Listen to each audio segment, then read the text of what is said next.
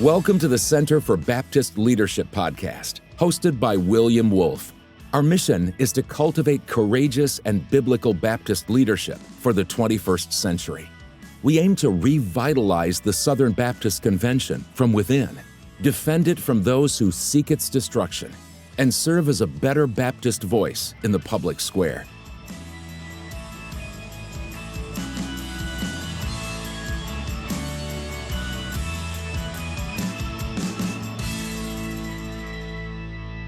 Welcome to a special edition of the Center for Baptist Leadership Podcast. I'm your host, William Wolfe, and we're here in Washington, D.C., and we're being graciously hosted at the studios of the Conservative Partnership Institute. The Center for Baptist Leadership exists to cultivate courageous and uncompromising Baptist leadership for the 21st century, to renew the Southern Baptist Convention from within, defend it from those who seek its destruction, and to serve as a better Baptist voice in the public square. I'm joined today by a special guest, Eric Teetsel. Eric, thank you for being here with me today. Thanks, William. Man, you've got the elevator pitch down. That was powerful. It's important, man. It's an important piece, right? You know, people want to know what we're up to, what we're doing. Yeah. So, Eric, you are the Executive Vice President of the Center for Renewing America. I am. That's great. Well, thank you for taking the time to be here with us today. And you are a longtime Southern Baptist. Yep. I don't know exactly when it started or how I got there, but I turned around one day and there I was, a Southern Baptist. Well, we're glad to have you. One of our best Baptist fighters in Washington, D.C. And so you've been with the Center for Renewing America for how long now? Honestly, just a couple of months. Okay. I was at the Heritage Foundation for a couple of years and wasn't looking to leave, but this opportunity presented itself just a couple of months ago. And so I moved over and started working with a group of American heroes, honestly, some real fighters who are doing incredible, innovative policy work and advocacy within DC, and having a bunch of fun.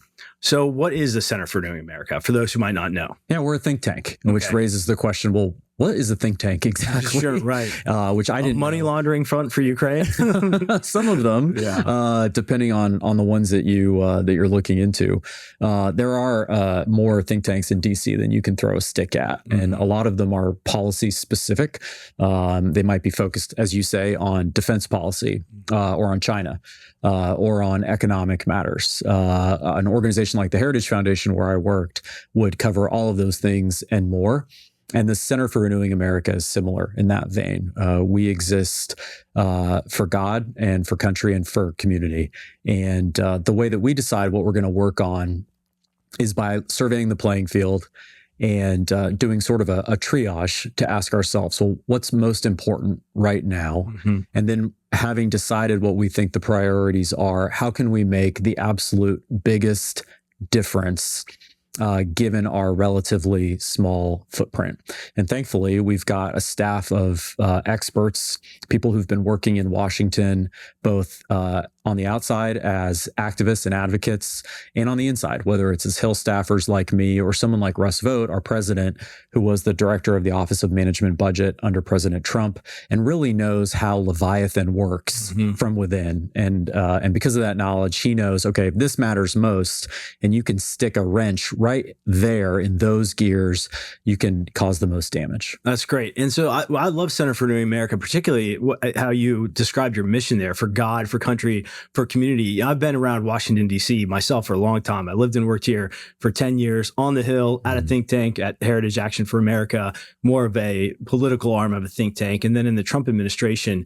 But there are not a lot of explicitly God acknowledging think tanks around here. Would that be fair? Yeah, that's true. There are some. Sure. Some folks probably have some knowledge of that are doing good Family work. Research Council. Yeah, precisely. Right. Yep. Yeah, and it's critical to what we do. Russ, like me, is a graduate of Wheaton College. Don't hold that against us. Well, I'm a graduate of Covenant, so don't hold that against me.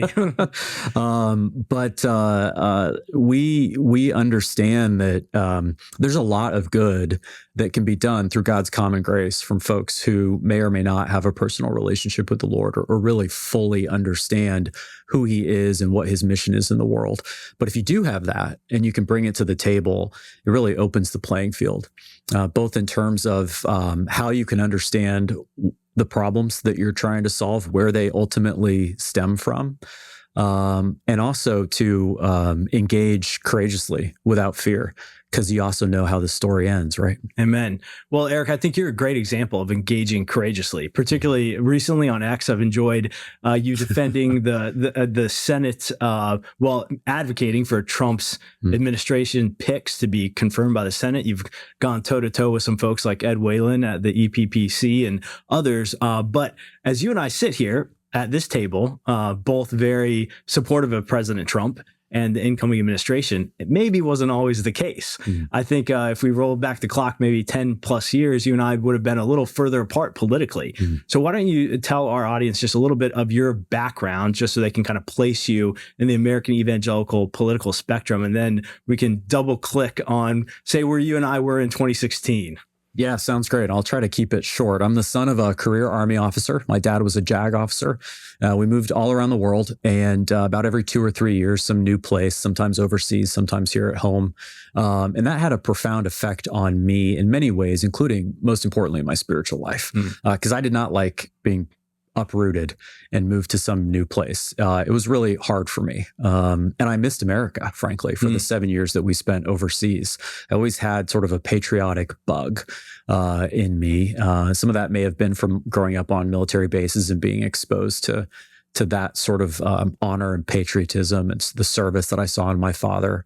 And some of it may have just been innate. But I remember, wanting desperately to get Nathan Hale in 4th grade for my history project, because I just loved this quote that he only had but one life to give for his country. As a 4th grader, who does that? That's I don't awesome. know. It's just how God made me. But at the end of this constant revolution of moving, finally, my senior year in high school, 17 or 18 years old, it clicked. And I realized, oh, it's been hard to move every time because God has been good to me every time. And each new place was home with new friends and new opportunities to do incredible things. I was living in Vicenza, Italy as a 17 and 18-year-old going to high school, having senior skip day in Venice and flying on planes to Sicily to play soccer with my friends. It was insane. But in my thick head, it took a long time to realize, oh, I can trust the Lord with my life. But finally I did. And I've been blessed to have learned that lesson early in my life, and to try to aspire to live faithfully and courageously in the time since. Through a roundabout series of events that led to a job in Washington, D.C. at a different think tank, the American Enterprise Institute, where I worked for about 4 years. And then this was around the time of the big culture war fights of the mid-aughts. Same-sex marriage, the Obamacare contraception mandates, the Kermit Gosnell House of Horrors, and sort of the funding fights over Planned Parenthood. All of that stuff was roiling. The start of the Tea Party movement. All of that. And I wanted to be in the mix on that. I was working on mostly on economic policy issues, but like any Christian kid growing up in the church, life, family, religious freedom, these were the things that mattered the most to me. And I wanted to work on them. And despite the fact that I had no bona fides whatsoever, I wanted to do it and started asking around, and lo and behold, found myself on the phone with Chuck Colson one day, who had launched the Manhattan Declaration a couple of years earlier.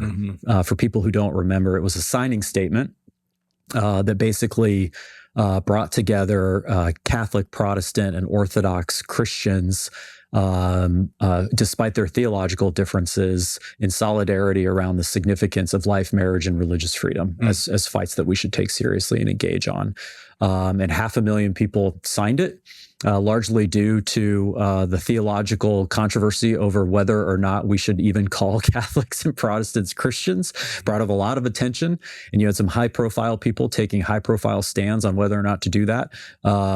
All of which was kind of above my pay grade. And as a kid who grew up in military chapels, frankly, I didn't even know there were such stark differences between a lot of these denominations until later in life. When you grow up at the military chapel, it's sort of steak and potatoes Christianity. Sure, very ecumenical. Precisely, which has its ups and downs, certainly trade-offs. Anyway, so I got a job working for Chuck Colson, licking envelopes for the Manhattan Declaration, and then he died. He literally died just a few days after I started working there. And I'm still sort of figuring out why the Lord decided that that should be the way that that went. But one of the takeaways that I know is true is that in the wake of Colson dying, some other leaders stepped up and really generously just threw their arms around me and invited me to be part of a coalition of groups doing work on those important issues. Among them were Alan Sears at Alliance Defending Freedom, and Jennifer Marshall at the Heritage Foundation, and Ryan Anderson at the Heritage Foundation, and several others, too many to name, who just generously said, here's a kid who's willing to help. He has nothing to offer. Let's bring him in. And in so doing, I got to learn those issues and do my small part, but mostly just meet people and get smarter on the issues and learn how to advocate. Then we had a presidential election, which you alluded to, starting in 2015. And once again, I found myself thinking, this is an important election. I would love to put my shoulder to the wheel and help. And I really liked Marco Rubio. I had profound respect for him, for what I knew of him. And it occurred to me that he might need somebody to do faith outreach efforts for him. So I called around, and somebody knew somebody, and I found myself on the phone, and they were like, you know what, that probably wouldn't be the worst thing in the world. Can you move to Iowa? And so I did. I packed up my wife and our newborn baby, and we moved to Des Moines in January and did the Iowa caucus thing, which was an incredible experience. And I worked on that campaign basically for 4 months, from November through, I think Marco dropped out in March of 2016, and got a first row view of everything that was happening on the electoral scene. Most importantly, the rise of Donald Trump. Sure. Yeah, because I remember when you and I, we've known each other or known of each other for a while. But when I was here in DC from essentially 2012 through 2021, you weren't here for a ton of that time, right? Because you were out of DC working for the Colson Center, or were you here in DC? Yeah, I left DC in, it would have been right around 2014. Okay. And moved back to Kansas, where I'm You were from, in Kansas. to do Mandac. Yeah. Okay. And was on the campaign, and then ran the Kansas Family Policy Council for a couple of years. Okay. And then came back in 2019. Okay. Are you a Kansas basketball fan? I am not. Okay. They're fine. We're a K-State family. Oh, okay. Yeah, Well, I'm a big adopted. Duke fan from North Carolina, and y'all just beat us. So Yeah. I didn't know if we needed to end the interview or not. But okay, yeah. So in 2016, I'm here and working at Heritage Action. And prior to that, I had worked on the Hill, including for Virginia Fox and Dave Bratt. And it was quite an interesting experience for me. It sort of primed my pump to be prepared for Trump, because I spent 2 years answering angry constituent mail from the 5th District of North Carolina as a legislative correspondent for Virginia Fox. And these wonderful but angry mountain folks in North Carolina would write in very regularly about two main issues: trade and immigration. Wow. And then Dave Bratt goes and runs as an economics professor from Randolph-Macon in Virginia against Eric Cantor, one of the young guns, one of the top members of the House GOP, the second in command, and beats him, running on trade and immigration. And then, a few months later, Trump comes out, and Trump's main issues, really, you could go back and find these videos of him on like late night shows talking about trade, immigration, and making other countries pay their fair share for defense and foreign policy efforts. And so I was pretty excited about Trump when he ran, and was an early supporter and adopter. But a rumor has it that once upon a time you protested Donald Trump. Is that true, Eric? Yeah, it's true. I have. What happened there? So it's funny that you had that experience, because in a way it reminds me of my own experience. The dark night of my political soul was working in a campaign office in Johnson County, Kansas. After the Rubio campaign ended, I hopped on my home state senator Jerry Moran's reelect, and his Johnson County, Kansas campaign office also happened to be the place where he would go to get Trump swag. So here I am coming off another campaign and having invested so much of yourself the way you do in a campaign. It's just Red Bull and cigarettes, 18-hour days, really believing in your guy, and it all comes crashing down. And then you throw on top of that this larger than life character in Donald Trump, who is unlike anything that most of us were familiar with. Right. And who brings with him all kinds of stuff. Sure. That was relatively new and different for American politics. And people may forget, but back in 2015 and 2016, the conventional wisdom was this guy's going to get crushed. Right. Yes, it was. And so I'm just thinking all of these layers. I was so invested in this other person. I don't like the things that I'm hearing from this guy, and we're going to hand the government to Hillary Clinton of all people. I was in a good place. And day after day after day, these people would come into the campaign office looking for MAGA hats. And I could hear them through my cubicle talking about, the latest thing that Alex Jones said on InfoWars or whatever it may be. And I would literally bang my head against the wall and just think, what is happening? How could we have done this? Don't people understand? And it was just pride, right? It's just my own arrogance and pride. And somewhat like you, it was my version of constituent letters. Sure. Where I finally started to listen and to see that these people who didn't look like me and didn't have a fancy pedigree with Wheaton's college degrees and all this stuff, they matter. They're bearers of the Imago Dei too. And though the manifestation of their grievances aren't always pretty, that doesn't mean that they aren't legitimate. And it doesn't mean that they aren't right to be frustrated that no one has been listening to them. And that really kickstarted a years-long journey for me of listening and trying to grapple with what I was hearing and what resonated in me as a Christian and as a conservative that was new and kind of different. And so, in 2016, I didn't trust Donald Trump. I wasn't sure that he would do any of the things that he had talked about doing. I was heavily invested in alternatives. But in his first term, he did do a lot of the things that he had promised to do and more.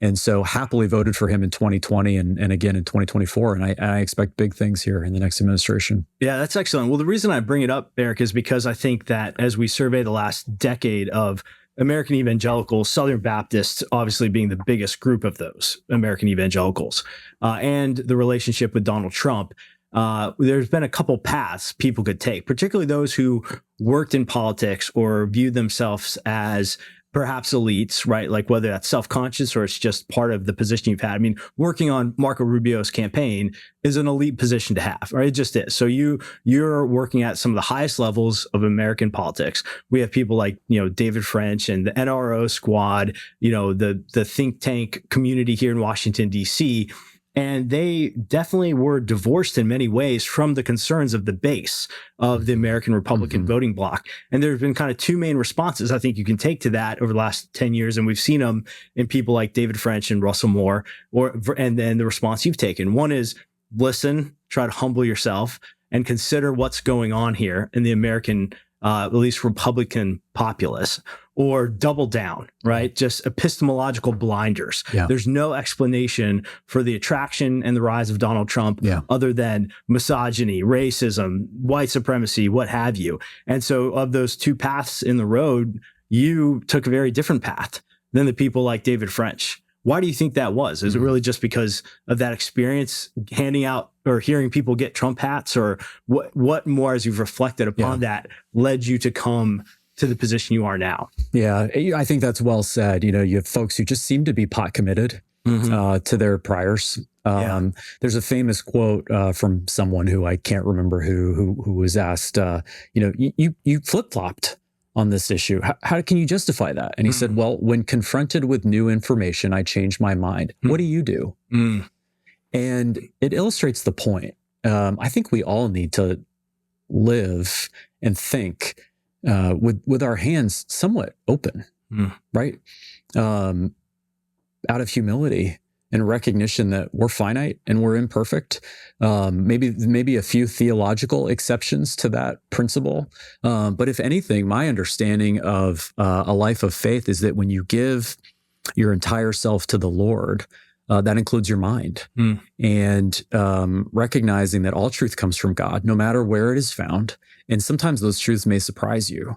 And so when confronted with that, you have those options. You can either ignore them, you can find ways to disprove them, or you can allow yourself to say, maybe I have some learning to do. I think I, like a lot of people, have been confronted with the reality that conservatism does not have to mean what it meant between 1976 and 2008. And in fact, it hasn't always meant that. The Republican Party, the conservative movement, has changed and flexed and reprioritized, as any significant and relevant political movement must. Questions of your day demand answers of your day, and the answers of another day are not necessarily suited to the questions of your time. Sure. It doesn't mean that you throw out timeless truths and principles, but it does mean that you need to figure out how to apply those eternal and timeless truths to the questions of your time. And so, for example, in the time that we're living through, I think it's relevant that we've lived through 50 years of globalization. Yes. That wasn't true 50 years ago. We hadn't done it yet. We hadn't had this experiment. And now that we have, we can look in the rearview mirror and ask ourselves, well, what were the trade-offs? Some good things happened, undoubtedly, and we should be grateful for that and figure out how to get more of those. But there were costs. And I think that's the thing that you and I recognize and are really trying to take seriously is, okay, for this period of time now, having done what we've done, what does it look like to seek the welfare of my neighbor and to love them well? Yeah. Yeah. Well, when I was here in Washington, D.C., I went to Capitol Baptist Church, and not a lot of Trump supporters there, particularly in the first round, 2016. I wasn't here for the 2024 election, so I don't know what the breakdown is. But there was a guy there, I love him, wonderful brother. I won't name him. Great Christian man, lobbyist for a big, global company, America-based global company. And, I can remember him, we would argue about immigration. And I can remember him just, kind of repeating this mantra, free markets and free people, baby, and that I think really gets to a lot of what we're talking about here in terms of the Trump appeal. I mean, even thinking about how you started at AEI, right? And how some of these organizations, they just seem to have missed the boat, and evangelical Christian leaders, elites have missed it too. We had this, like you said, 50 years of globalization, free markets and free people.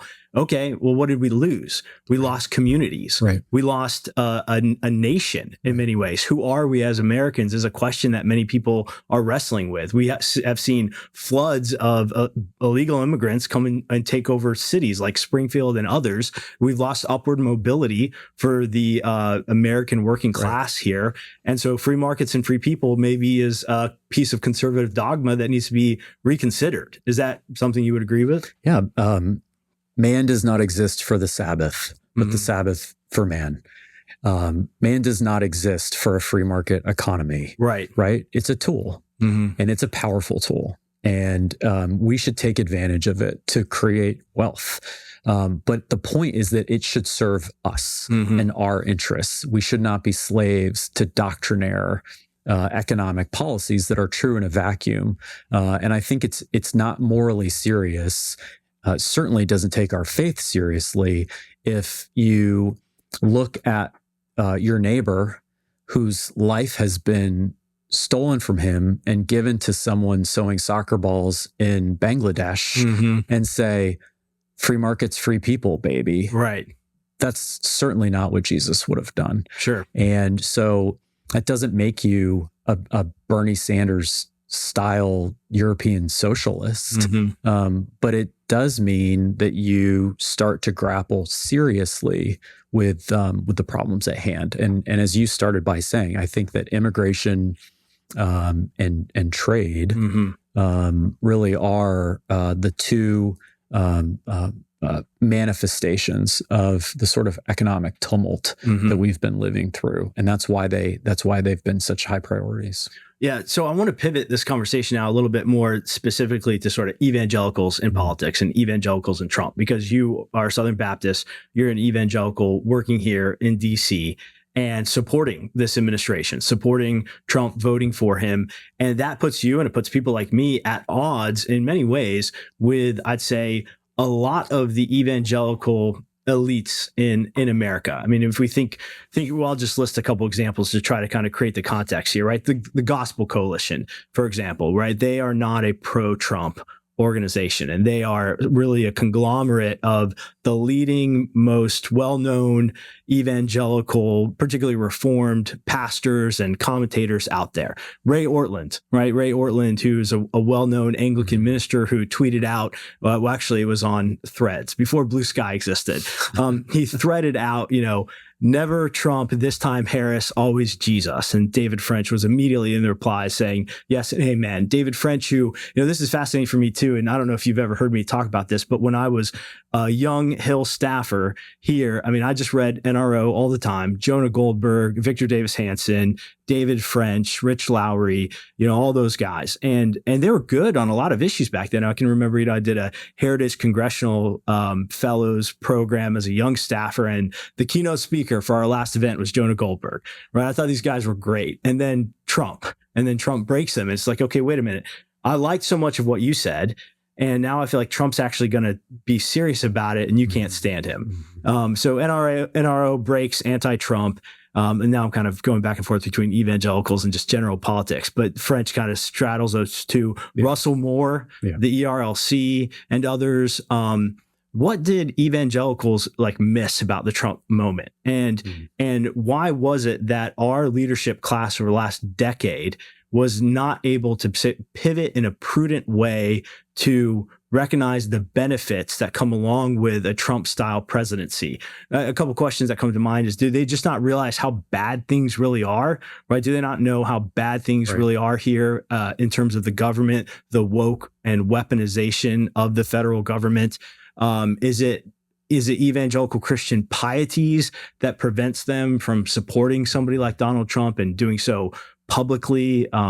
Is it just virtue signaling that, they really kind of win, applause from the elite class if they signal against Trump? Why did evangelicals miss the boat, and what do we need to do going forward? It's a great question and a complicated one. Yeah, I know so many pieces there. Yeah, there are.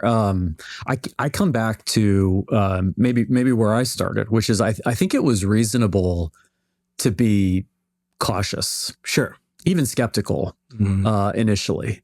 But after you started to see the way that Donald Trump actually led as president of the United States and the things that were accomplished and the people that he put in positions of power who did good for the issues that matter the most, it's hard to explain to me a continued insistence that this was wrong and bad, and in fact that you should positively support the opposite political party who so clearly and increasingly now more than ever is largely a political movement that exists in opposition to Genesis 1 and 2. Yeah.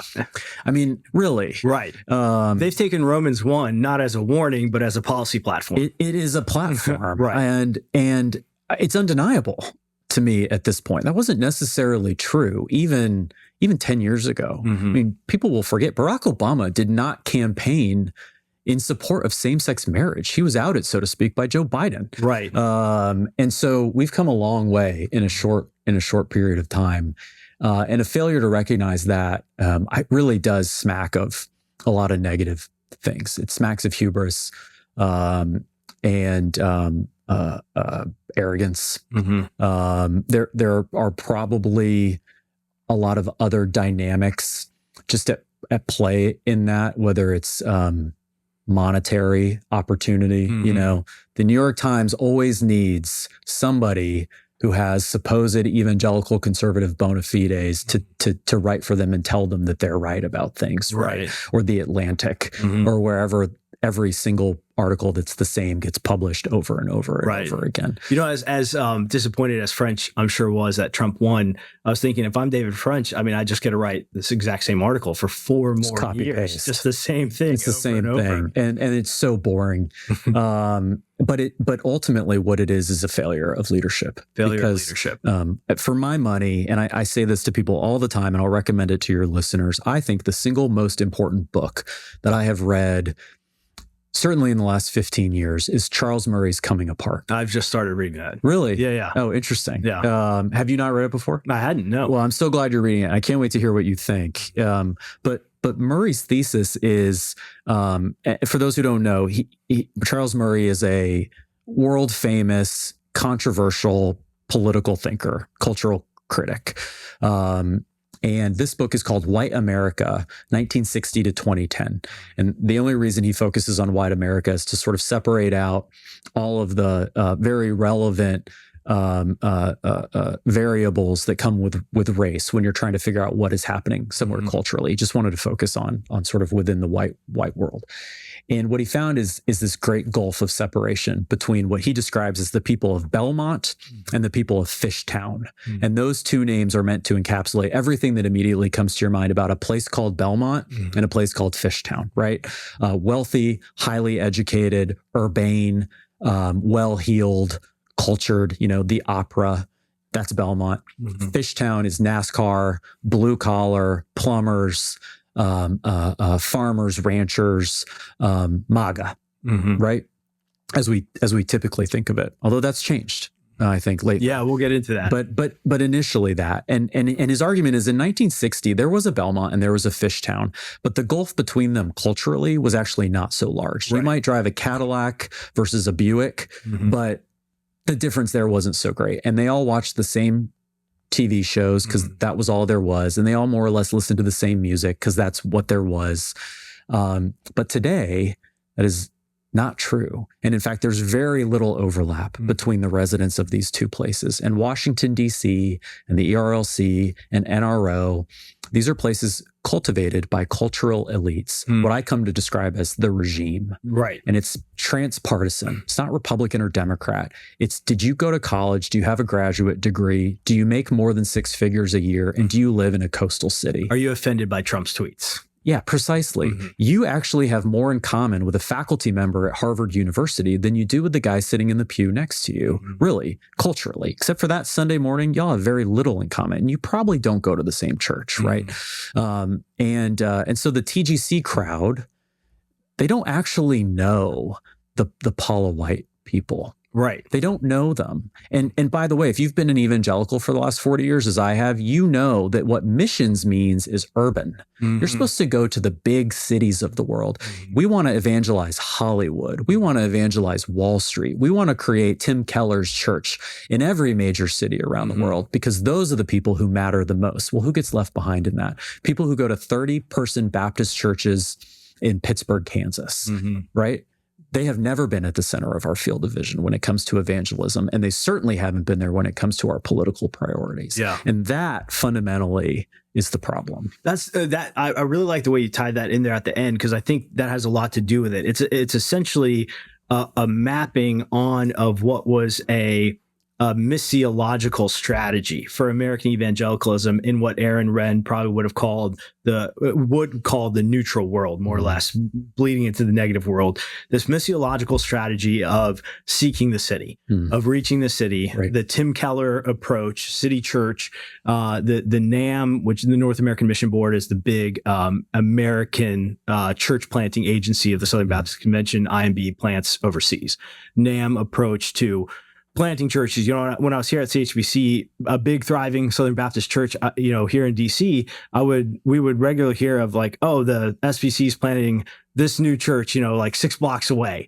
It's like, we didn't even hear about it. It's like, oh, we just got to get another big church, right? Or even recently, the whole issue with what David Platt did at McLean and the way the SBC was using that. But it's this missiological strategy of appealing to blue sensibilities, essentially. Yeah. Like that's the future. So they look at these demographic trends. America is becoming more diverse. America is becoming less religious, right? So more diverse, less religious. Where does that plot onto? A city, right? And now I do think there's certainly truth to some degree that America is becoming less religious, even in more rural areas. But those don't register with those people. So they have this missiological strategy of appealing to leftist sensibilities for planting churches and cities and winning that crowd.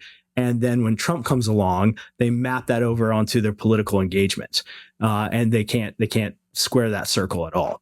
One thing though I wanted to kind of tease out with you though as well is just Christians and politics in general. So it's like what what is a Christian approach to politics, right? Because one of the pieces here in terms of how people responded to Trump, I've always thought gets into this is they just don't understand what politics is. Yeah. Like, what are we doing in politics, right? And that's why I love what's happening at Center for New America and others, like even the Heritage Foundation these days. I think a lot of evangelical elites have this very, what's the word I'm looking for?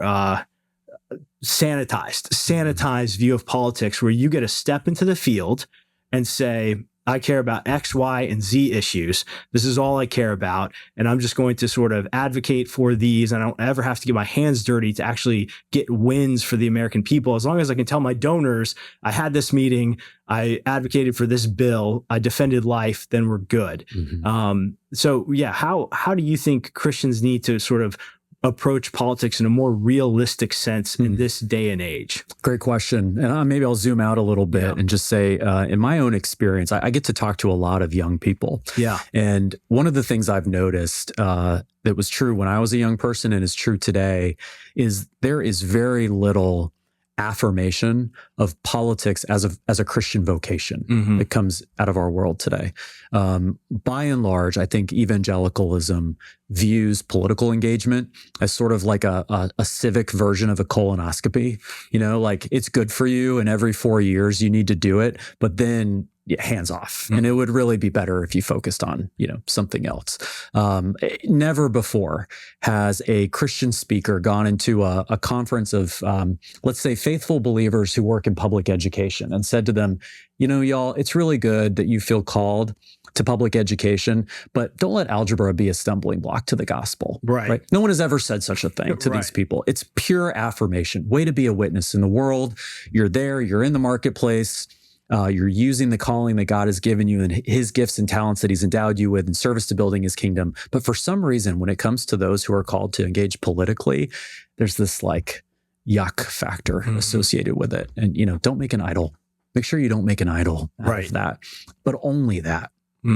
And there's a lot there, but at the end of the day, my diagnosis is that it is based on a complete misunderstanding of what the Bible teaches us about what politics is and engaging in it, and two, fear. The sort of missiology that you were describing earlier, to me, all I can hear is cultural power. Cultural power, cultural cachet. And we might tell ourselves that it would be great if Tim Keller could show up on Bill Maher's show. But at the end of the day, isn't that just really because we think it's cool to be on Bill Maher's show? Like, is it really about sharing the gospel with his viewers? Or is it just like, look at evangelicalism, we have a seat at the table? That's never been the picture of Christianity ever. You cannot find it in Scripture. A faithful Christian witness in culture is always at odds with the culture in which it's situated. Always. And if it's not, you have to ask yourself, what has happened to your Christianity if you don't have something to offer that causes friction here? And frictionless Christianity and frictionless evangelicalism, I think, has been a pursuit for some time. What CRA and I are hoping to revive is a healthy friction, where Christians understand you have a duty in the world here and now to bring the kingdom of God into being, to the extent that that is even possible in the now and not yet time in which we live. There's going to be a second coming. Christ is going to reign again in a new kingdom, in a new heaven and a new earth. That time's not now, but we're here now. And just like Daniel living in exile in Babylon, we have a responsibility to seek the welfare of the city in which we live. Politics is the most basic manifestation of that responsibility, because all it is everything that we do when we interact with one another. And the simple reality is that a law and a public policy can either lead your friends and neighbors closer to God's best picture of a life well lived, or further away from it. And if you don't care enough about your neighbor to care about laws and policies that cause them to flourish and live in alignment with God's vision for the world, you have failed, I think, in your duty to love them.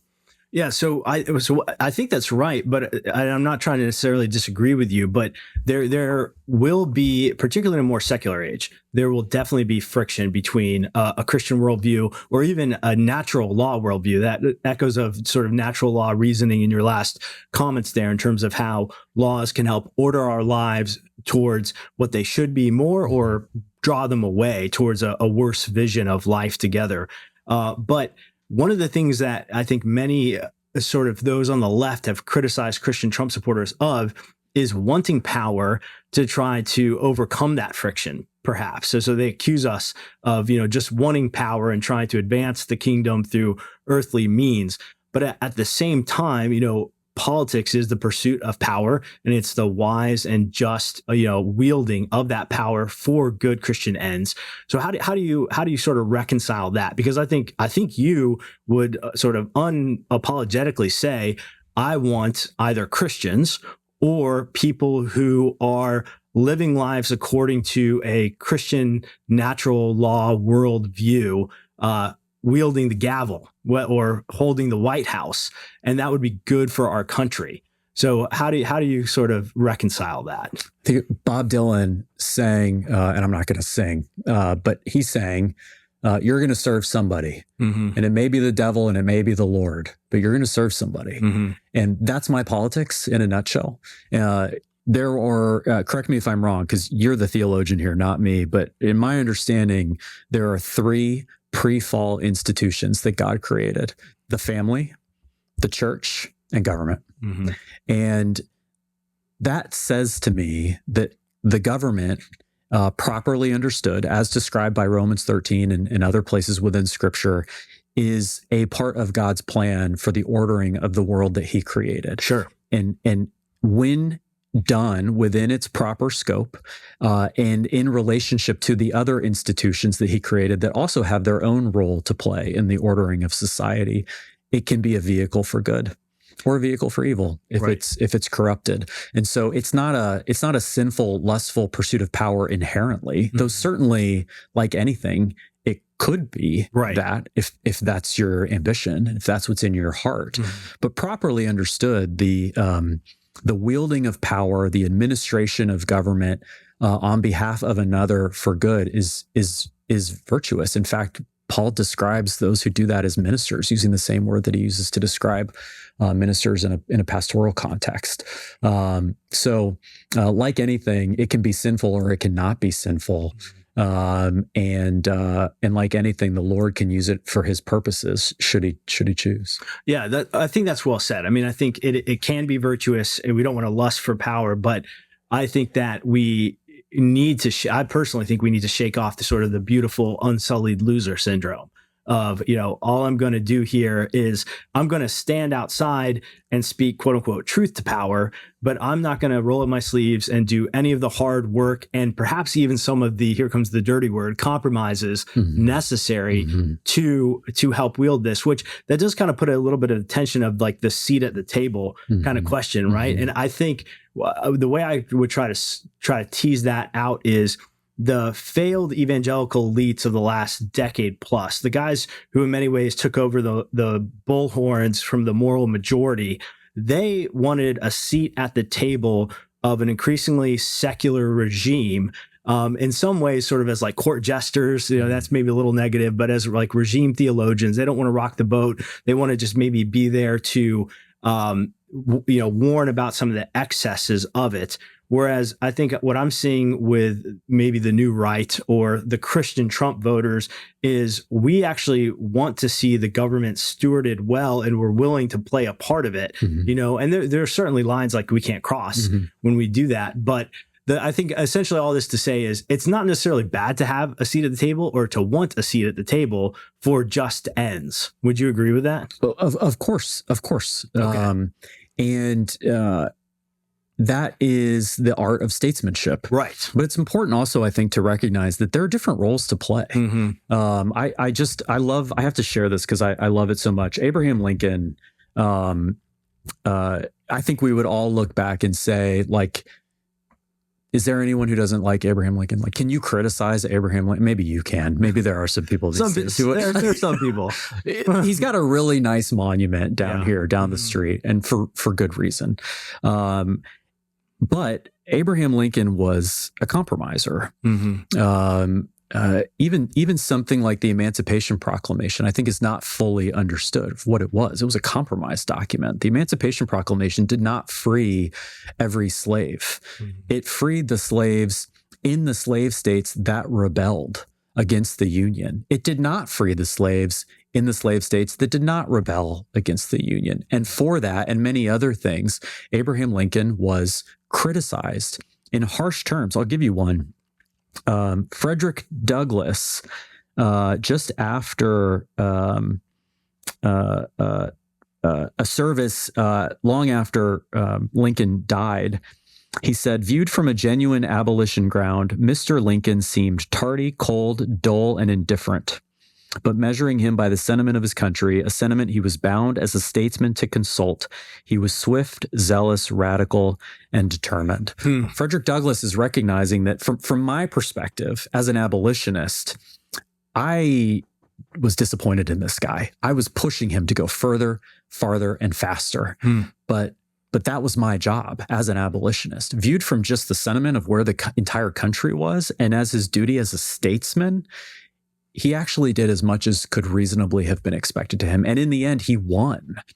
So there's this inherent tension between those who are called to be activists, you might say, those who are called to be statesmen, and then this third camp of politicians who are just feckless, spineless losers who just want to get reelected. And one of the challenges, I think, for people like you and me and for voters is to try to understand what is my vocation, what is my calling with regard to each of those, and then to identify, have I elected a statesman who is earnestly seeking the art of the possible, or have I just elected some empty shirt who will say and do whatever it takes to do as little as possible in order to get reelected? And if so, we need to replace them with someone else. Yeah. Well, so speaking of elections, we recently had one. Yeah. And so Donald Trump is coming back to Washington, D.C.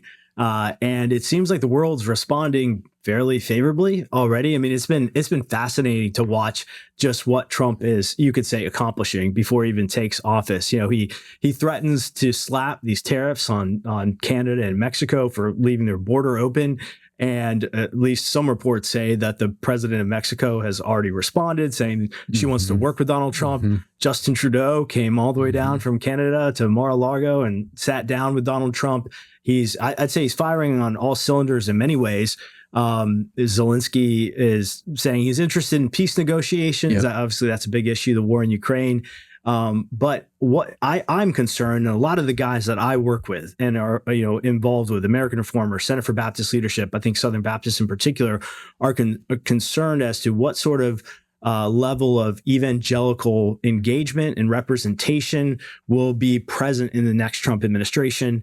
And, how can we work with the statesmen to continue to accomplish a lot of the major policy goals that we have had and held for a long time: ending abortion, defending the natural family, defending natural marriage, things like that. But, I think that we are concerned that evangelicals just don't have that like strong leader and voice, right now. So what do you think that looks like? Here, you've been here in DC and I know the landscape here.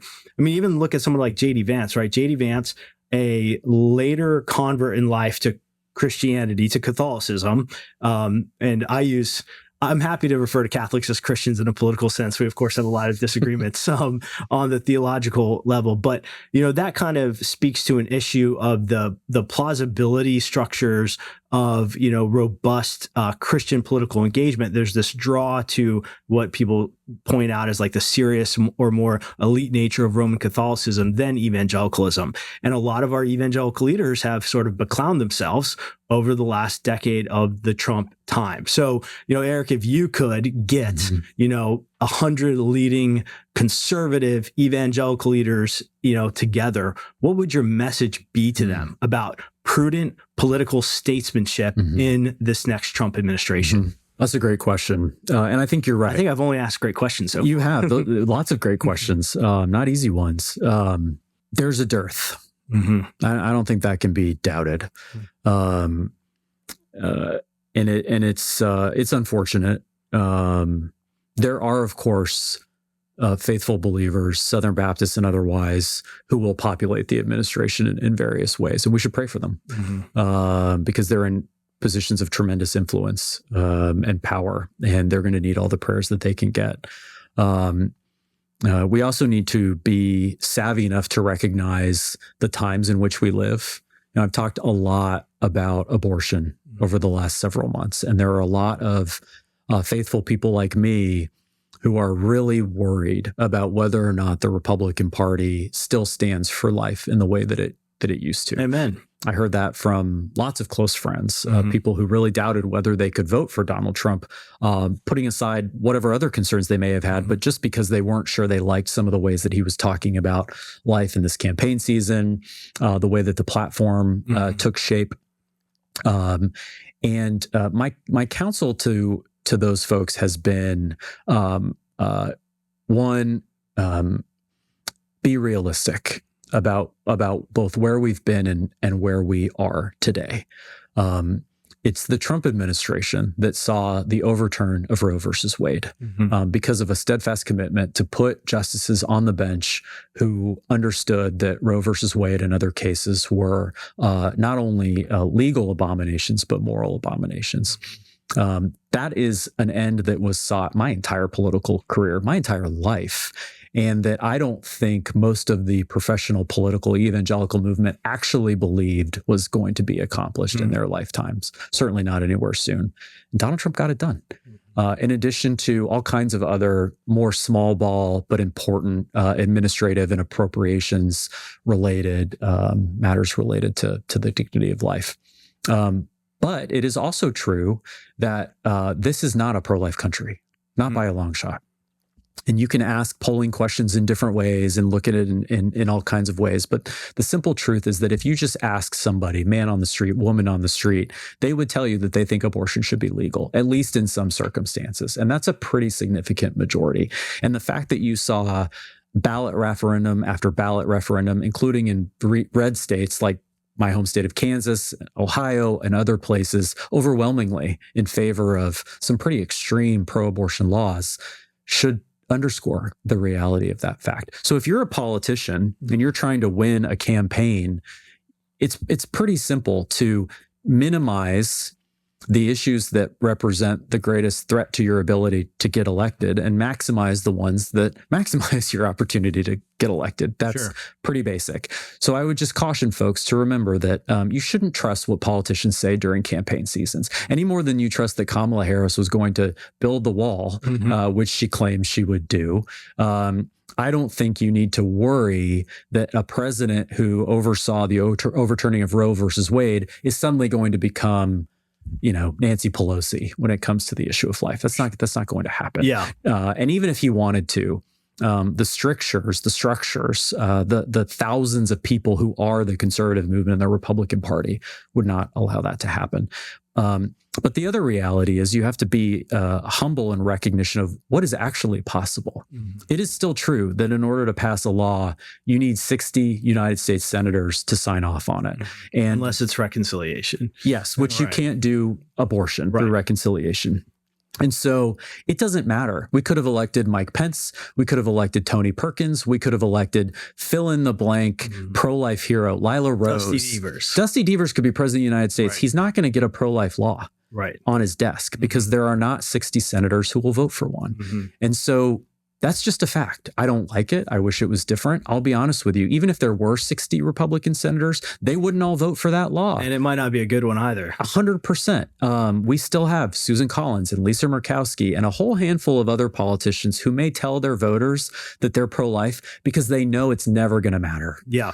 Because there's never going to be an actual moment of consequence on these issues. That just reminds me, I know you're flowing, so pause and come back to your flow state. But just the fight that Tommy Tuberville had on trying to defeat the DOD's government-funded abortion vacation policy, where and after Roe v. Wade, the DOD was essentially saying, will use taxpayer dollars to ensure that service women, because men can't get abortions, have the opportunity to if they're based in a state that after Dobbs has passed a more restrictive law on abortion, that they can travel outside that state to get an abortion. And I mean, you were pretty involved in that. I think I wrote something on that as well, but I certainly paid attention to it. But I mean, he fought pretty alone. And then there were even some other Republican senators who actually kind of tend to tout their pro-life bona fides, other places who were opposing him on that. I mean, we could derail this entire conversation on how bad the Senate is, but that's just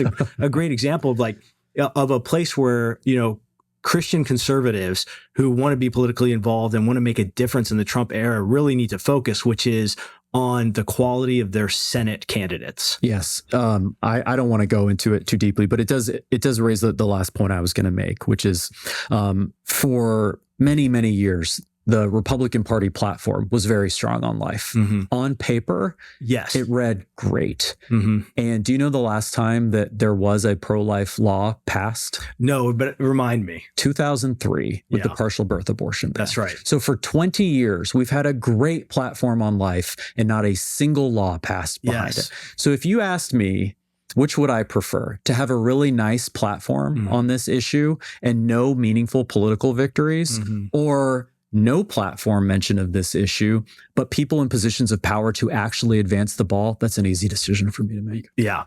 Well, it's not for so many, right? And that's where I think that performative nature of politics that many Christians have adopted, this politics as an extension of missions evangelism or virtue signaling, right? That's what they want. The platform language essentially becomes a virtue signal. Right. If it just sits on a shelf and doesn't inform anything that the Republicans do. And again, back to your point that you were on there, it takes 60 Republican senators to get something done. But I mean, that really is, as we look at the Trump picks and are they going to get confirmed or not, who's going to be with the Trump agenda, I think that it would be great to see Christians really focus on the quality of Senate candidates. And in a couple of years here, we'll have a chance to do that. I think one of the awesome things about living in the time that we live is that there's no limit to the access of information that you have. Now, it can be difficult. The challenge is, of course, sorting through the noise to figure out what is real, what is true, who can you trust. But there are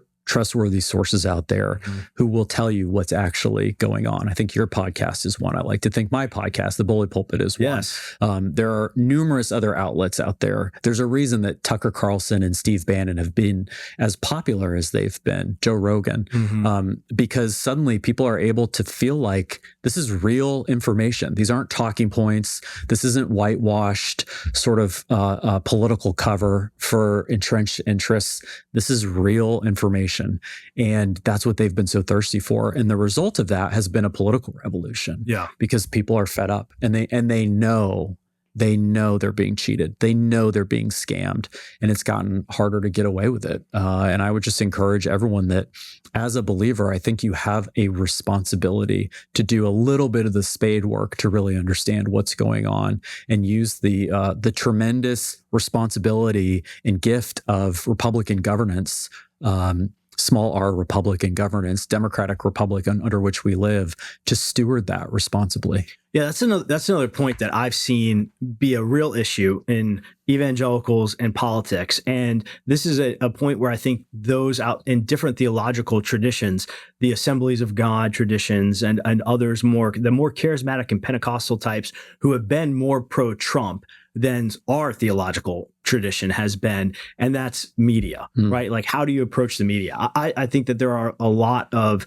well-meaning Christians, particularly if they're more cultured or elite, maybe they live in a city or they're, more highly educated. They read Washington Post, CNN, and their basic epistemological starting point is, well, I know this might be a little left-leaning, but they're telling me the truth.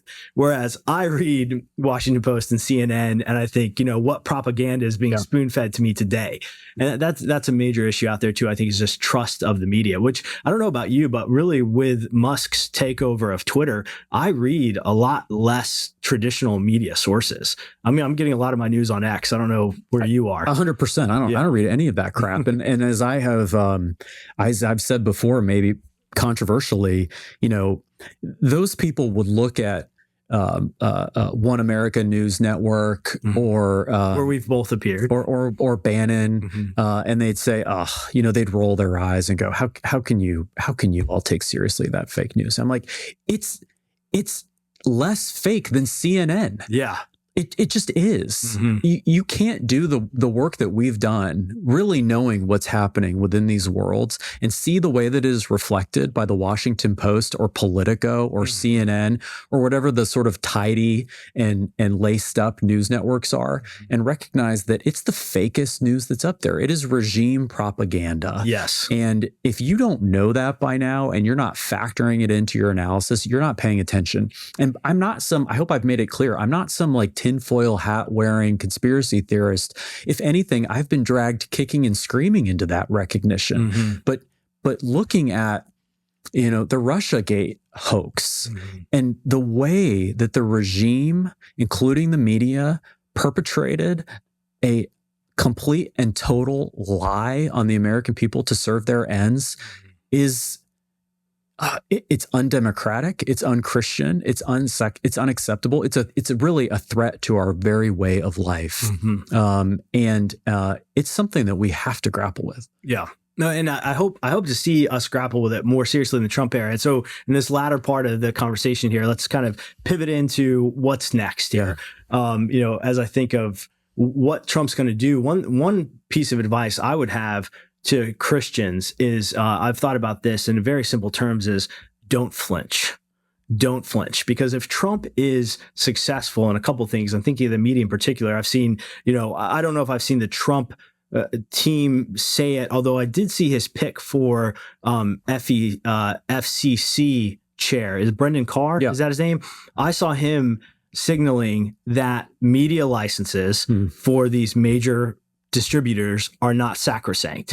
And so if they actually go after organizations like CNN, ABC, what have you, I mean, the amount of screaming will be intense.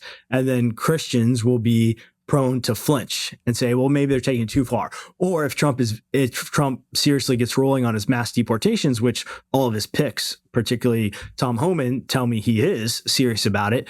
As soon as those people start crying, Christians are going to flinch. Yeah. Or if Trump undergoes through somebody like Russ Vought at OMB or Vivek and Elon with DOGE, Department of Government Efficiency, really restructuring the federal government in such a way as to bring these unaccountable bureaucracies back under the purview of the executive branch and the chief executive officer.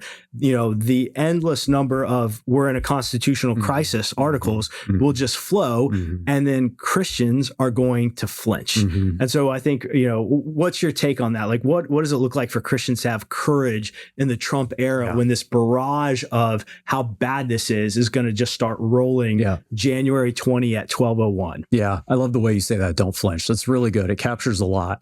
On the good part, there is something about our faith, I think, that is inherently anti-revolutionary. Right? Though Christianity is the most revolutionary thing in and of itself that has ever been, we are also called to live quiet lives. When the Israelites were sent into exile in Babylon, Jeremiah writes to them and he says, saddle up. You're going to be here for a while. Build some houses, plant some gardens, marry your kids off to one another, be good citizens. Yeah. And so it's right to sort of go like, aren't we? Yeah, we have an eternal perspective here. On the other hand, we have strayed so far from the constitutional republic that we founded over the last 250 years that returning to what we were supposed to be is going to feel like a revolution. Yes, what it said. It's not a revolution. It's a return. It's a renewal. There's nothing revolutionary about it. If anything, it's a counter-revolution at most to get back to the way things are supposed to be. A political reformation, one might say. One, that's well said. But it really is. And so the things that you're describing, they will look pretty radical, but that's only because of the radical lengths to which we have deviated from the way things are supposed to be. And I think if we keep that in mind, it'll help. Yeah. So one of the things that I think that Christians are trying to wrestle with even now is sort of the next Trump administration. One thing that I have real concerns, like people I think kind of peg me as like a Trump cheerleader. And look, I do like Trump. And I will say this, if you haven't been able to enjoy the political figure of Donald Trump, you're living life wrong, right? I mean, I went and got McDonald's for the family on election night. I've been known to make a few memes, and enjoy just, Trump at McDonald's, obviously go all the way back to July and really this, incredibly historic moment of the assassination attempt on Trump, and how I think startling that was for so many of us, but then just to appreciate, so either enjoy or appreciate or laugh at, appreciate Trump's courage and resolve in the moment to stand up and say, fight, fight, fight. And that iconic image, Trump serving fries and hamburgers at McDonald's, Trump getting in a garbage truck. I mean, there's a lot to enjoy here. That said, I think you and I would both share some concerns about the state of the Republican Party. Mm-hmm. And on this, we alluded to it, and that's, there is a new class of elites that are being drawn to the Republican Party. People like Elon Musk and Joe Rogan and others that are saying, like, this is the party of free speech. And so the Republican Party has had this sort of new coalitional element added to it. With people like RFK Jr., Tulsi Gabbard, a former Democrat. And the concern I have is, as we become sort of the coalition for free speech and common sense, and we welcome a lot of others into the tent, that some of our core commitments of life and marriage and religious liberty might get lost. And what does it look like for us to continue to sort of surface those issues and remind them? I've had conversations with Nate Fisher, who runs New Founding and helped found American Reformer, and he appreciates sort of the tech optimism infusion into the Republican Party, as do I, but he recognizes that sometimes the tech optimism is just sort of like, let's go build, do, and, we don't ask why. Right. Like, what are the moral and philosophical underpinnings of all of this? So all that to say, a lot of context there. Yeah. But how can Christians, conservative Christians, evangelicals, sort of rightly continue to raise these concerns? Like, say, for a very specific example, and then get to the general one, as Trump's picking cabinet positions. If Christian conservatives have concerns about some of the picks, how would you recommend that they voice those concerns in a prudent and smart way that signals that they're still willing to work with this coalition in general, and sort of the scope of the Republican Party moving forward and these key issues? What does it look like for us to continue to advocate for life, family, marriage, religious liberty in a party that is focusing more on things like freedom of speech, immigration, trade, et cetera? Those two questions make sense? Yeah. A lot of people are in this boat, I think. Yeah. One, let's not deal with problems that aren't problems yet. Sure. Right. No one started doing their jobs. There haven't been any policy ramifications. Sure. So I think wait and see is a prudent thing to do. I saw some friends who expressed concerns, for example, about the RFK Jr. pick at HHS, because he has said some things about abortion that gave them concern. And HHS is a place where some life-related policymaking does happen. And my response to that has been to say, one, typically, cabinet officials do not make policy decisions in a vacuum. Well, that's certainly true. You've worked in the administration, you know this. There are so many streams that feed into the decision-making process behind administration policy, most of it coming out of the White House. And then those directives go down. So it's not to say that the cabinet officials are pure figureheads. They aren't. They matter. They're leaders. Hopefully they're going to be leaders of heft who really do put a thumb on the scales, but they don't get to operate as isolated individuals just doing whatever they want. Put differently, RFK Jr.'s views of abortion are not necessarily going to win the day. Secondly, he's not the only person who works at the Department of Health and Human Services. There are probably 100,000 of them. And a couple hundred of those at least are going to be political appointees, many of whom will have different views on these issues. And they're going to have seats at the table too, and real serious responsibility for doing policymaking.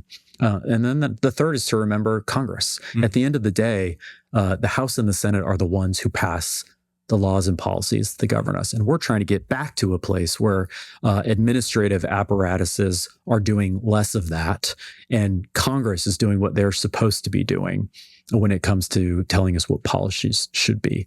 So make sure that they are. Make sure that Speaker Johnson and the rest of the majority, make sure that John Thune and the rest of the Senate majority are pursuing the policies that you would like to see, because it's their responsibility at the end of the day, both in appropriations and in authorization and passing of laws. That being said, if it should happen that some policy is rumored or is being floated, and a smart administration will always float this stuff and kind of see how it lands before anything is implemented, then it's time to act if you don't like what it says. And there are lots of different ways to do that, lots of different vectors. When your team, so to speak, is in power, it's wisest to have those conversations behind closed doors among friends. Just like you would in sort of an accountability relationship with a friend. If I was living in sin and you recognized it and we're buddies, you wouldn't tweet at me, Eric, stop sitting. Right. You might call me and say, hey, can we sit down and have a conversation? And that's what's going to happen in the administration too. Hopefully people like you will call, Vince Haley, who's going to be the head of the Domestic Policy Council, and say, hey, are you aware that X, Y, and Z with regard to something? And that gives him an opportunity to do the right thing. Right. And that's an important step. Should it also then happen that after doing all of that, something is rolled out that's bad, well, then our faithful witness is to call a spade. Right. And to stand on the things that we know and believe to be true. Yeah, I like something inherent in what you just said there was, you could essentially call it the benefit of the doubt, or like showing some grace. So the example I think you were alluding to in terms of the RFK appointment was there was a Gospel Coalition article from Joe Carter that just sort of went guns blazing after RFK. I mean, he started with just really histrionic rhetoric, talking about, bringing up that phrase of Trump of, shooting somebody on Fifth Avenue and people still supporting him, just absurd sort of, red herring there. And then essentially saying the GOP is not pro-life. There's these people are saying there's no difference between the GOP and the Democrats, which is also ridiculous.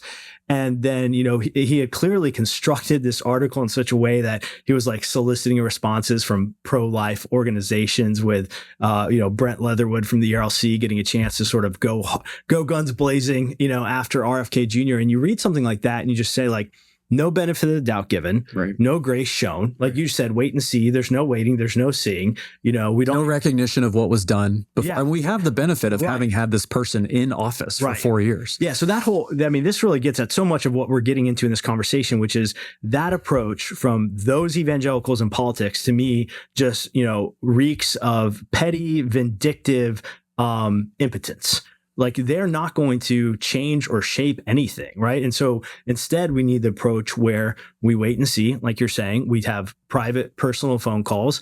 We try to advocate for those things behind the scenes. I mean, there are, as I've been telling people, as we're seeing these picks come out, the secretary picks or even the deputy picks, it's like a triangle, right? It's like at each of these agencies, there are many, many dozens, if not hundreds of more political roles to be filled. We're seeing the tip of the triangle, right? There's a lot more to be filled out there. And we have a track record. And so I think that really gets back to this prudent nature of American evangelical political engagement, where we're not lighting our hair on fire unnecessarily and showing ourselves out of the room before they're actually in the administration. We have something to offer. Yeah. Think to Daniel. I think it's chapter 1, maybe chapter 2. Daniel and his friends are under the care of the chief eunuch. Yeah. Right. And he wants them to eat the food that all the other Babylonian captives are eating, and it would violate their dietary laws. And so what do? They throw an uproar and they go out publicly protesting. No, what do? They go to him privately and they say, hey, we can't do this, but we'll make you a deal. Let us eat what we'd like to eat, and then you test us. And if we don't meet your standards, we can have a conversation. And this guy says, look, my head's on the line. So we're going to take this pretty seriously. And yet he's willing to give them the accommodation. And sure enough, they're better than all the other guys. And what does he do? He changes his policy because he shows that their way of doing it worked.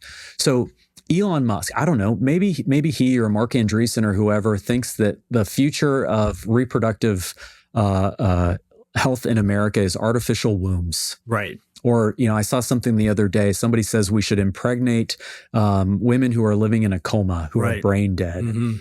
They don't know any better. They don't know the Lord. We shouldn't expect them to know any better because they don't know the Lord, and therefore they see through a glass darkly. We have access to higher truths because of our relationship with God.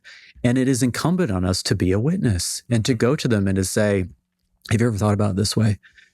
Maybe we should just eat some vegetables and give them the opportunity to see that, oh, God's ways are better and actually result in exactly the ends that they were also seeking. And in so doing, you maintain a relationship, you build one, you have an opportunity for a witness and do some good. Of course, that won't work every time. And if it doesn't, then you may get thrown into a lion's den. But sometimes it does, and it can be profoundly powerful. Yeah, well, that's well said, Eric. And so what word of advice would you give to pastors in this era, in particular? Think Southern Baptist pastors, right? A lot of what we want to do at the Center for Baptist Leadership is, raise up a new generation of courageous, uncompromising Southern Baptists, pastors, and also people who are engaged in academics and politics in particular. We have this belief that Southern Baptists are really sort of an untapped resource politically in America. And that's not in any way, I have to give my caveat every time. That's not to say that Southern Baptists shouldn't focus on missions and evangelism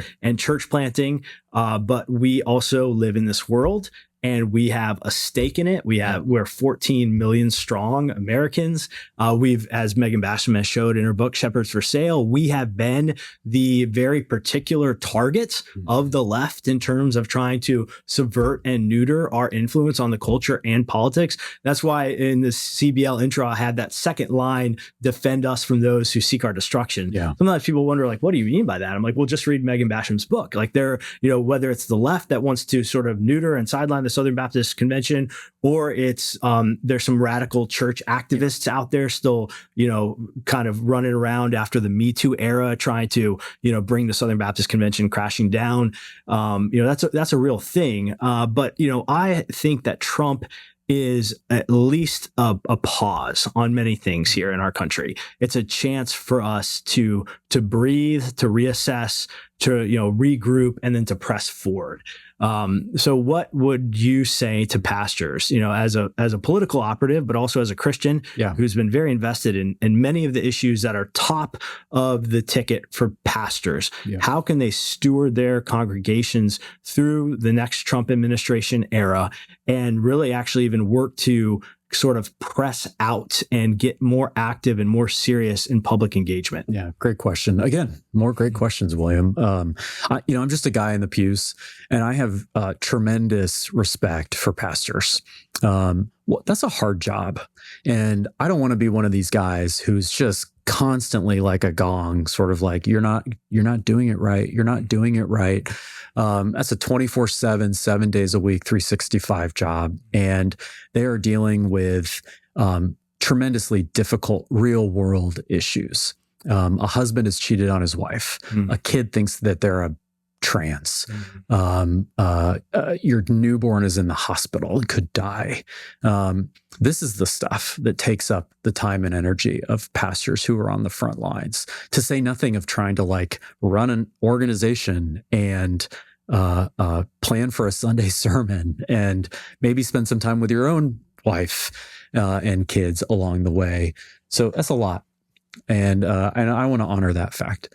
I would just say, I think the reason why this is actually a part of their mandate, that same mandate to marry and bury and be with people in their grief and celebrate with them in their joy, is because of something you alluded to. The nations are raging against the Lord. Satan is prowling around like a lion looking for someone to devour right now in this world. And his victims are in your pews. And that devouring, that tactic may very well look like the ideology that says you get to pick your gender. It may very well look like the ideology that says your body, your choice. Those are the things that the people in your pews are being taught and catechized in virtually every other sphere of their life, at school, at work, in the media, in the news, at their job.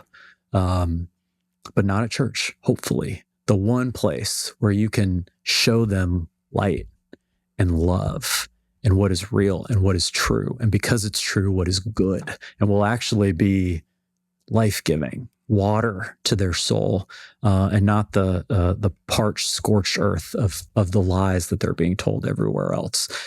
Ultimately, my belief is that policy and politics matters because it is a way that we love others. It's not the only way, but it is a way.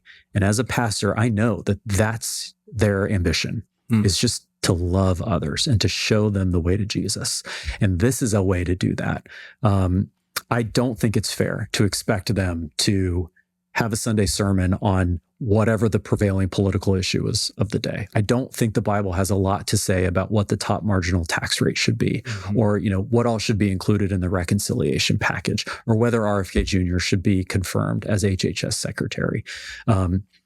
There is, however, a level, and they have to use their wisdom and discernment and prudence at which it does warrant your attention to say, hey, like the Bible is clear about our nature as beings created in the image of God as men and women, about the fact that he knit us together in the womb and that he loves every life from the moment of conception.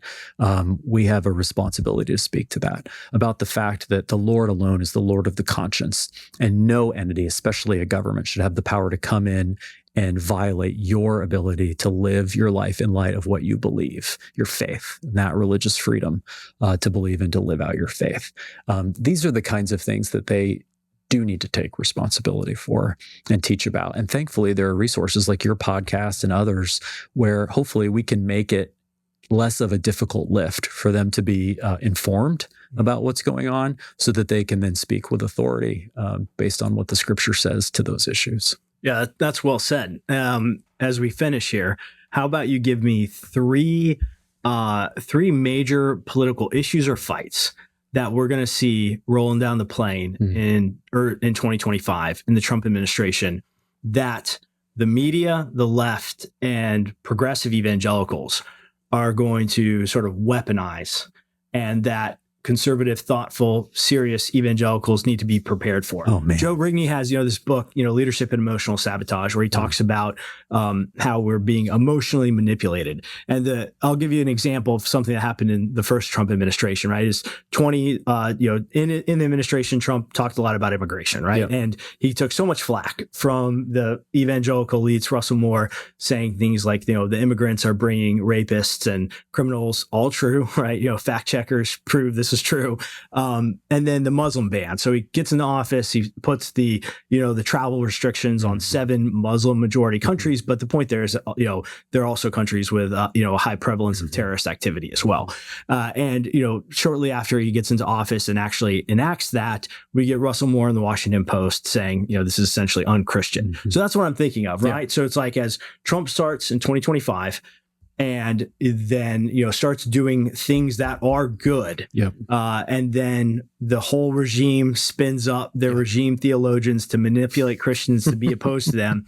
Give me the top 3 that you would say, hey, you know what, Christians, this is coming. Yeah. Be ready for it. And actually, it's going to be good and you should support it. Yeah, I might pull a Rick Perry here and forget how many I've got. Okay. But give me whatever you think of. Well, immigration is going to be one, and in particular, deportation. Yes. No doubt. That's what I wanted you to say, at least. 100%. This is coming. It's coming fast. Yeah. We are going to grapple with this. Yeah. So just a few initial thoughts for folks to consider preemptively before they start hearing exactly what you're exactly right. They're going to say. Right. Family separation, how evil is going to be. Okay, so what are we talking about? The cartels, dangerous, violent Mexican gangs control the border on the Mexican side. You do not get into America illegally unless you have been shepherded by a coyote who works for a cartel. Okay. It's a business. Cartels are in the business of making money. And what they found is that they can make a lot of money human trafficking people across the American border. When we have policies in place, as we have had under Joe Biden and Kamala Harris, that are incentivizing of illegal immigration, that creates a profit center for dangerous Mexican cartels to traffic human beings. We have made the cartels money because of the policy decisions that we have put in place for the last 4 years. Worse than that, those policy decisions have led to rape, child rape, child molestation, murder, and countless other horrors and abuses perpetrated by the members of those cartels against innocent people who were trying to get into the United States because they believed that they could. That's on us. That blood is on the hands of the people who thought, you know what, remain in Mexico was wrong. We should get rid of it. All you have done is make it easier for the cartels to make money on the backs of innocent people and to harm them all along the way. Every child who drowned in the Rio Grande on the backs of their father is a result of an American policy decision. So it is humane to close the border. It is humane to create a tight and secure border that makes it that much harder for cartels to get people across because it stops the victims from being victimized by the cartels. Well said. Secondly, family separation and deportation. What is it exactly that we're talking about? Okay, so let's just say that you came into the United States illegally and you were 8 months pregnant and you had a child that was born in America. According to the way the Constitution has been interpreted for some time, that child is an American citizen because they were born here. So when people talk about family separation, what they're saying is that, oh, President Trump wants to leave babies or children on this side of the border while sending their parents back to wherever they came from. Well, okay, not necessarily. You could take your child with you when you are deported, as I would do, as you would do if they were in fact your child. You would keep your family together. Secondly, we separate parents from children all of the time when parents break the law. It's called going to jail. You don't get to bring your kids with you to jail when you have a DUI or when you murder somebody. That's a family separation. You're being punished because you broke the law. There's no exception for breaking immigration laws. It's illegal.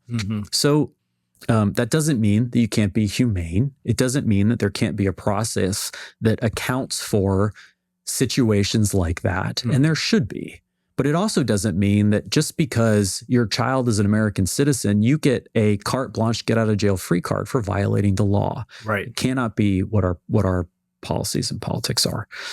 So that's one that we're certainly going to face. Well said. Another one that I think we're going to face is tariffs. And this is one where I don't know that there will be sort of the clamor from the pastors on this one. It's not obvious that there's a moral component to changing economic policy. Maybe you think I'm wrong about that, and you will see it. But it certainly is the case that I think because of the way that we've thought about faith and politics for the last 40 years, the three-legged stool of sort of Judeo-Christian values and free market economics have been very closely entwined. And I do think that you can make a very strong biblical case for the power of markets, a natural law case perhaps, that the laws of economics are real, that they were created by God, and that when you tend to follow them, that tends to lead to human flourishing. But in a fallen world, it's going to be imperfect and there are going to be trade-offs. So I think people just need to be open to the possibility that doctrinaire free market economics is not necessarily hand in glove with biblical prescriptions on what it means to steward resources well. Yeah, on that point, I think probably what we'll see from the evangelical liberal intelligentsia is just parroting AEI, Wall Street Journal talking points on this will be bad for the economy. Yeah, right. You know, which just that really gets into the inability for that class to think outside the box. And when I saw Trump issue that statement on the tariffs on Canada and Mexico, I just was reflecting on how, I mean, this is why we need somebody like Trump, because I can't think of another sort of standard issue Republican. I mean, even some of the best ones. And I'm not a DeSantis like hater at all. You know, I think DeSantis has done great things in Florida. But I wonder if DeSantis would do something like that. You know, as if DeSantis is sort of the next best, you know, more standard issue Republican after Trump, would he do something like that? And I'm not sure. It's like, but that outside the box thinking is exactly what we need, and now's a good time for it. So, yeah, I don't know either, but I know that Trump is, and has, and it's already had an effect. And this goes to the third thing that immediately comes to my mind, which is the war in Ukraine. Yes, one of the things that I think we mistakenly believe sometimes is that world events are just sort of going to happen. They're determined.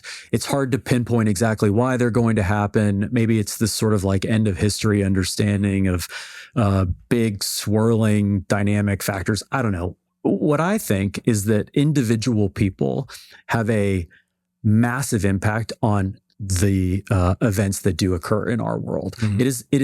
It is not escaped my mind that Vladimir Putin invaded Ukraine under Barack Obama. Mm-hmm. He stopped under Donald Trump. Mm-hmm. He invaded again under Joe Biden. Mm-hmm. And now we're talking about peace again under Donald Trump. Mm-hmm. Now, you may choose to look at that and say, well, that's because, Putin is a Trump stooge, or maybe vice versa, which I think is facile and ridiculous. Mm-hmm. I think it's truer to say he's strong.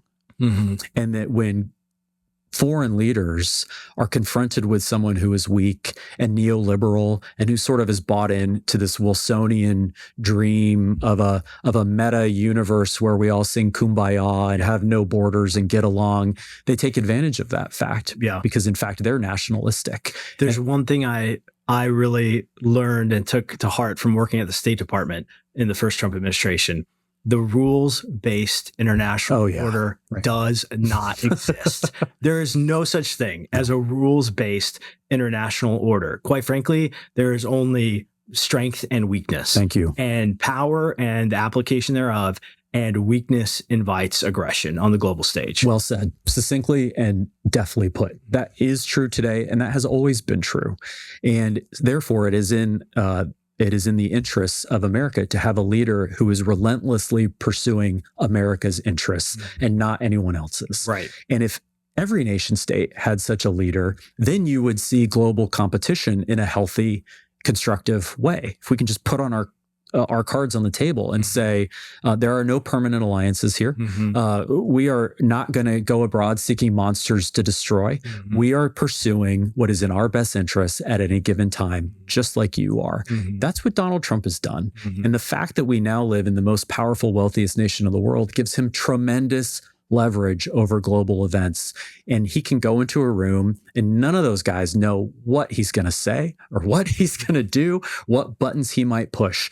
And that means he has the power and the potential to bring peace, to be an agent of peace, and to say, you know what, we're going to put an end to this war in Ukraine, especially before it devolves into World War III and a nuclear Holocaust. So there will be Christians out there who will editorialize and say that, oh, he's on the side of Putin. And isn't it like the worst thing in the world that we've betrayed our ally, Ukraine, and they're, as if the borders of that country have been ordained by God 4,000 years ago. Israel and Ukraine side by side. It's ludicrous to believe any of that. None of that is in our interest. To the extent there is an American interest there, we should pursue those policies. But mostly, I think what you're going to see is an end to a war and peacemaking in a way that's really consistent with our faith. Yeah, well, those are three great examples. So mass deportations, tariffs, the resolution, hopefully, of the war in Ukraine. And I think you're right. Those will be strongly counter-signaled by the regular suspects, the failed evangelical elites of the last decade. But I'm thankful that you're in the fight, Eric. I'm really appreciative of the perspective you bring. I think it brings a lot to the table. I hope we get a lot more men like you up here in Washington, D.C., advancing just American interests, but also American evangelical interests, and working for, a better Republican Party, keeping the light alive of, American conservatism on life, liberty, family in sort of a new day and age here. So yeah, any closing comments or insights you want to offer, anything that you think, like if I just want to sort of have one main theme I'm getting across to Baptists in America right now, what would that be? Well, thanks, William. And thanks for what you're doing with Center for Baptist Leadership. It's vitally important. There's nothing else like what you're doing out there. And we're cheering you on. Thank if you. there's anything we can do to help, please let me know. I think that we're in a moment where the power of leadership is really being seen.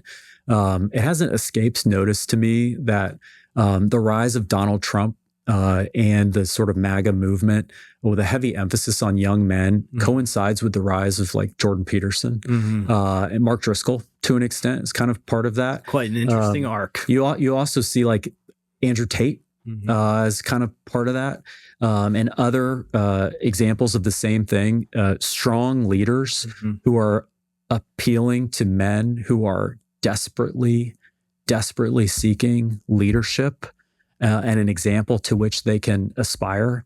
Some of those examples I just gave, Tate in particular, are grievous errors and evil and to be rejected. Nevertheless, when they're the only ones speaking, then they have a monopoly on the opportunity. And I think what the church has the opportunity to do is to appeal to those same folks. This is a tremendous moment for the gospel to break through, a rich gospel, an adventurous gospel, the kind of gospel that you and I live by, that leads to a life of meaning and purpose and hard work and joy and adventure and achievement. That's what young men, especially today, are so thirsty for. And they're getting it from other people. They're getting it from Jordan Peterson. They're getting it from Donald Trump. And to an extent, there's some good there. But man, wouldn't it be great if they were getting it from their pastor? Wouldn't it be great if they were getting it from their youth pastor?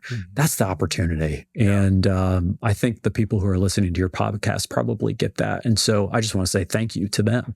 And if there's anything I can do to help, I hope they'll reach out. Yeah, well, thanks, Eric. And I think that's, I'll close with this sort of in terms of the possibilities of this era for people like you, for prudent and realistic American Christian political actors. And that's to have a witness, in fields and with people that we really haven't had reach to before. And it's not sort of a Tim Keller strategy just turned on its head. But, I think of people like Elon Musk and RFK Jr. And I'm sure there will be a lot of, America First MAGA folks who populate the political roles in this administration who aren't born again believing Christians or wouldn't identify as such, or maybe they're cultural Christians. And we have an opportunity to witness those people. Yeah. I mean, it is exciting to me. The idea of the man who wants to colonize Mars becoming a Christian. And those are the opportunities that exist on the right. And I don't think they should be thrown away for virtue signaling. Right. And those opportunities, quite frankly, they just don't exist on the left side of the spectrum. Right. Like, I mean, I would love for Admiral Levine to become a Christian and stop pretending to be a woman, but there's just not sort of the same, like that man is not doing the same sort of thing Elon Musk is doing, or is not doing the same sort of thing like Joe Rogan is doing or Donald Trump is doing. Right. And there is a friendliness and an openness to Christianity on the right in America today. Not everything that the right does is Christian by any means. Nope. They have some wildly unchristian views on a lot of things, but it's a mission field. Yeah. And the fields really are white for the harvest. So thankful for people like you, for Russ Vogt, for Center for Renewing America, Conservative Partnership Institute, and many others for being a presence here and giving the platform for good American policies to go forward and the gospel to go along with them. Eric, where can people find you? So you are also one of the co-hosts of the Bully Pulpit Podcast. Yes, sir. With Dr. Andrew Walker from Southern Seminary, a good friend of mine, Eric Reed, and Dean and Sarah. Is that correct? That's the quartet. Couple of pastors. Couple of pastors. So where can people find the Bully Pulpit? Yeah, it's on Spotify. It's on Apple iTunes. Just look up the Bully Pulpit Podcast. You'll see a stained glass window in our image. That's us. Looking forward to keeping that going here. And it's an opportunity to have a conversation like this every week. We tend to go through current events from a biblical worldview. My job's to bring the sort of jaded DC insider point of view, and Andrew gets to be a theological ethicist and nerd out in that way. And then we have some pastors who actually bring the real world. So it's been fun to do. I'm also on X. It's just at Eric Teetsel, and would love to engage with folks there. Great. Well, thank you so much, Eric. Good to have you. This is great.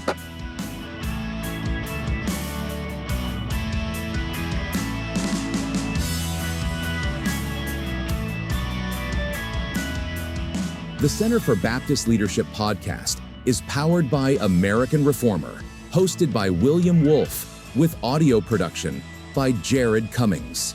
Our music is a custom remix of Soldiers of Christ in Truth Arrayed, the official hymn of Southern Baptist Theological Seminary. To help CBL reform and revitalize Christian institutions, please consider making a generous donation today at centerforbaptistleadership.org.